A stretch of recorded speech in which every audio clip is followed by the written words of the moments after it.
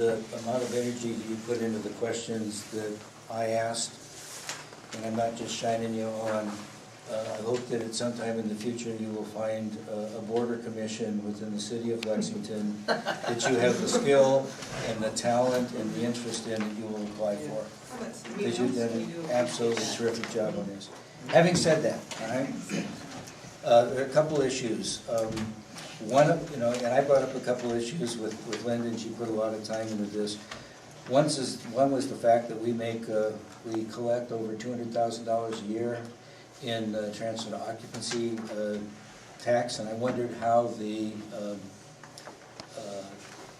those businesses in this town that collect and remit that transfer occupancy tax felt about this issue. And Linda did a great amount of research here.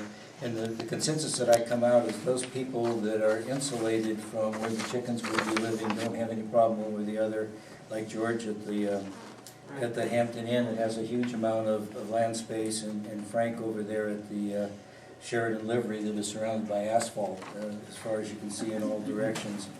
And I found in general some of those, and they, in their comments that Linda collected, said that they may not be reflective of the general opinion in this particular area. Those out in the more residential parts of town might have different feelings. So one of the things that's crossed my mind is, should we enact an ordinance permitting chickens in the city of Lexington?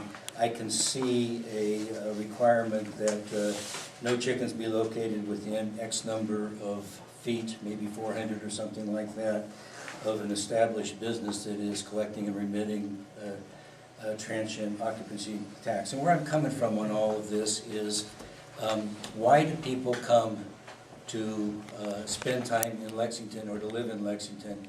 And they're looking for this relatively urban environment in a generally agricultural or bucolic kind of an area. And I don't expect that, I don't have any way to prove this, but other than the research that Linda's done, but I have a feeling that a lot of the people, those people who visit us here don't expect to stay in a bed and breakfast or a hotel within the city limits of Lexington. Probably don't expect to have chickens across a fence line from wherever their business is.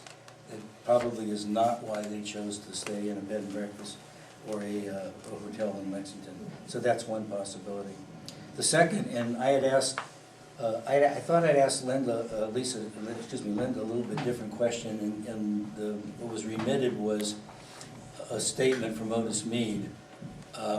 What I really wanted was a statement from the Lexington, Rockbridge, Buena Vista Board of Realtors that says how they would market a house that was for sale to somebody, again, somebody interested in locating in our urban environment within this very small city with a population density of at least 2,500 to 3,000 inhabitants per square mile, as opposed to 50 inhabitants per square mile in Rockbridge County, how they would market a house that had chickens next door.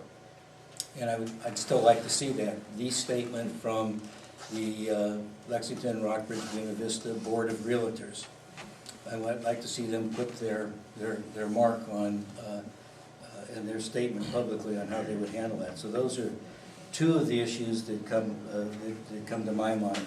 The third thing, and that's a result of this study that was included in our package, residential urban chicken keeping, examination of 25 cities. And by the way, all of these are resolvable with chickens in the city of Lexington with the appropriate conditions. The problem I had with this is that there was a significant amount of documentation devoted to the cost of licenses and the kind of enclosure the chickens would be held in, and comments around trying to drive down the cost associated with the people who want to raise chickens, almost to the point of where it sounded like The reason for raising chickens, and this is oversimplification on my part and overemphasis on my part, the reason for raising chickens was subsistence by people who would starve to death otherwise, and I have a real problem with that, okay?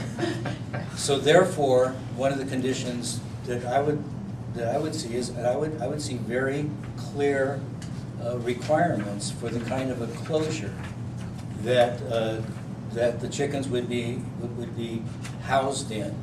And if you read this, and maybe it's because of my perverted sense of the way that I read these kinds of things, it almost sounds like the people who would be building the enclosures would be going to scrap heaps and cobbling chicken wire and scrap wood to put those together. And that can be solved too with some real clear specifications on the kind of materials to be used to provide for the enclosures for the chickens, which would certainly drive the cost up, at least to those who would expect to be building their enclosures out of chicken wire and scrap wood.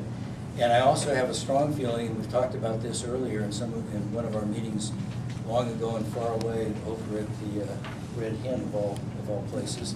But that was my expectation, that one of the requirements would be that these enclosures not be visible from any public thoroughfare.